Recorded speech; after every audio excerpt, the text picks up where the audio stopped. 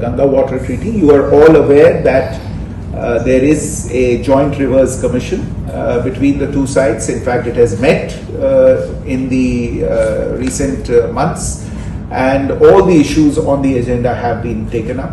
And in any case, the Ganga Waters Treaty is still valid. It has not yet reached the point at which further discussions are called for as part of the treaty.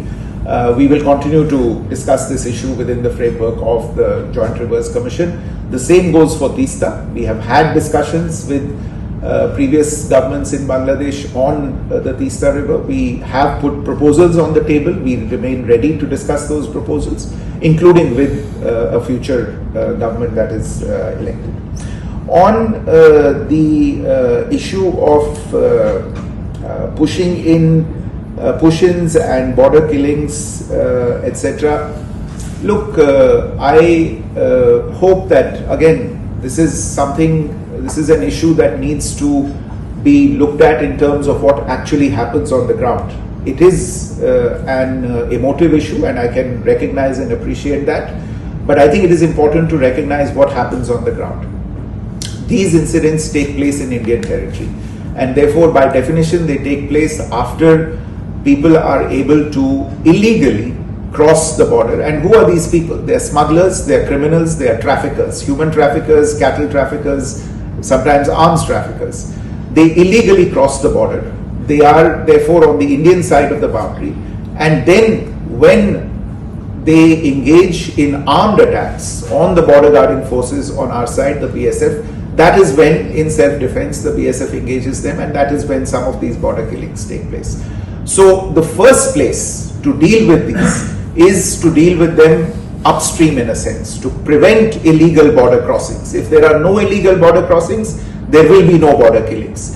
And it is in that context that I hark back to what I had said in my earlier remarks, which is that we should look at practical, pragmatic solutions that are on the table, that have been discussed.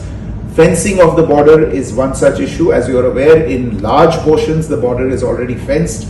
Despite that, it is violated because bad actors have a way of finding their way across even fences.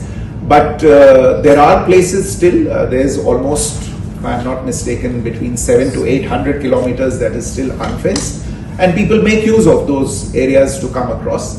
I think we should look at cooperatively fencing the border in those areas as well.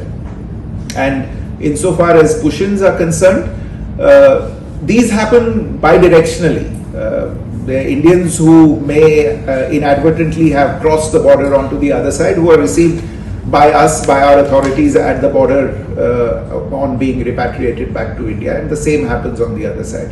But incidentally, since you mentioned the point about the regular channels being employed by that, yes, of course, you are 100% right. We should use the regular channels for these.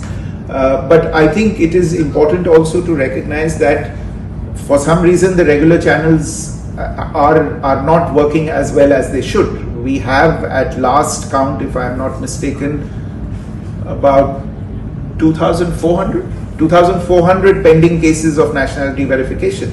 And it's not as if these are rolling cases that they have, accumulated over a period of time. These are cases that have been there for a long time.